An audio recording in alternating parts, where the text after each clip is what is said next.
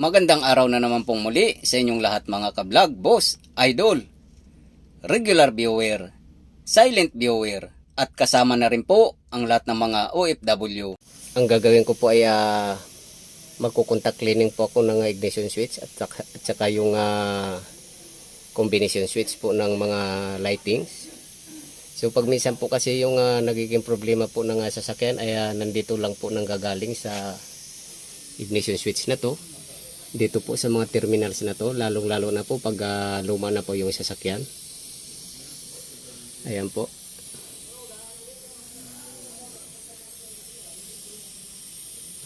Yan, so ipiprevent po natin at i-sprayan po natin.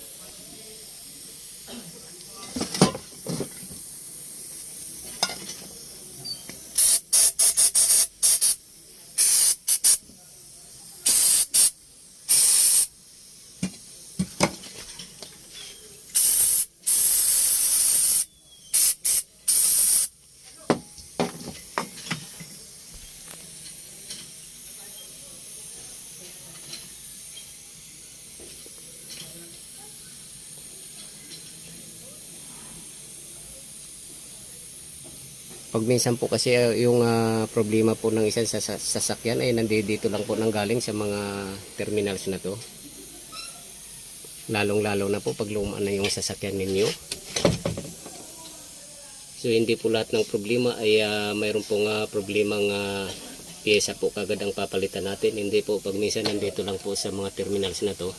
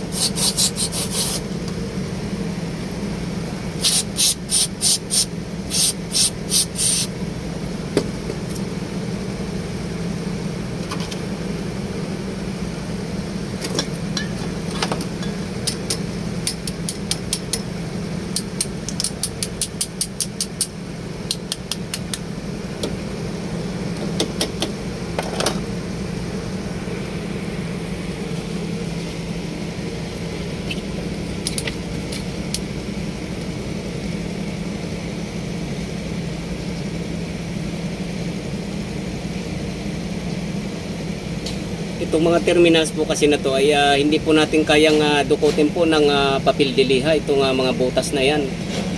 Kaya itong contact cleaner spray lang po ang pwedeng panglinis talaga nito. So madalas po akong nakaka-encounter na mayroong mga nagmamalfunction po ng mga sensor or mga lightings. So nakukuha ko po dito sa mga cleaning ng mga terminals lang na to.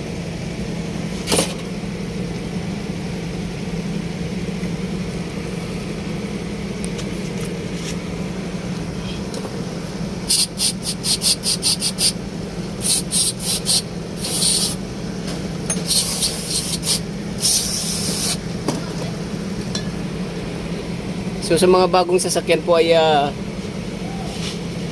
hindi po kailangan na gaganyanin sila dahil mga bago pa naman po yung mga terminals noon. So wala pong mga problema pa yon. Pero ito po ay mga lumang sasakyan na po to, nasa mga 20 years na to. Kaya kailangan pong ini-sprayhan po natin ng mga contact cleaner to.